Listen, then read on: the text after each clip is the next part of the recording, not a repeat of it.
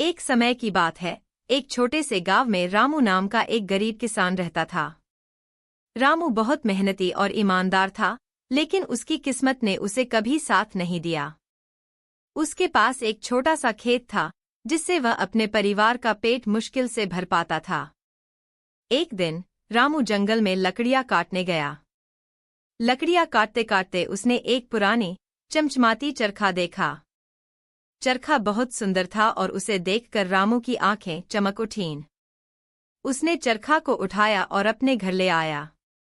उसने चरखा के बारे में अपनी पत्नी को बताया और दोनों ने मिलकर इसे साफ किया। जब रामू ने चरखा चलाना शुरू किया तो एक अद्भुत बात हुई। चरखा से कपड़े निकलने लगे और वे कपड़े बहुत कीमती और सुंदर थे।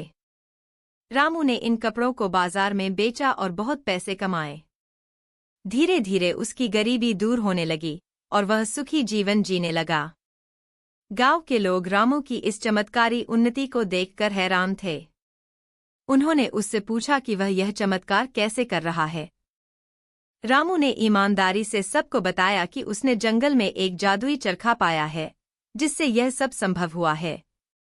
गांव के सरपंच ने रामू की ईमानदारी की बहुत प्रशंसा की और उसे गांव का सबसे ईमानदार व्यक्ति माना। एक दिन रामू के पास एक बूढ़ी औरत आई, जो बहुत गरीब और असहाय थी। उसने रामू से मदद मांगी।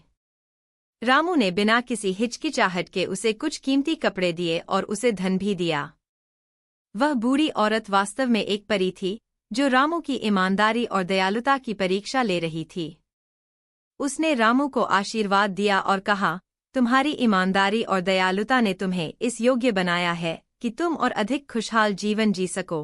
परी ने रामू को एक जादुई छड़ी भी दी, जिससे वह अपनी और दूसरों की मदद कर सके।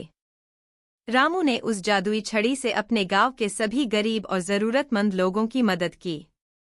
गांव में खुशहाली छा गई और सभी लोग रामू की प्रशंसा करने लगे। इस तरह रामू की ईमानदारी और दयालुता ने न केवल उसे बल्कि पूरे गांव को खुशहाल बना दिया। इस कहानी से हमें यह सीख मिलती है कि ईमानदारी और दयालुता की शक्ति अद्भुत होती है और हमें हमेशा सही रास्ते पर चलना चाहिए। कहानी की शिक्षा। ईमानदारी और दयालुता का हमेशा सम्मान होता है और ये हमें सच्ची खुशहाली की ओर ले जाते हैं।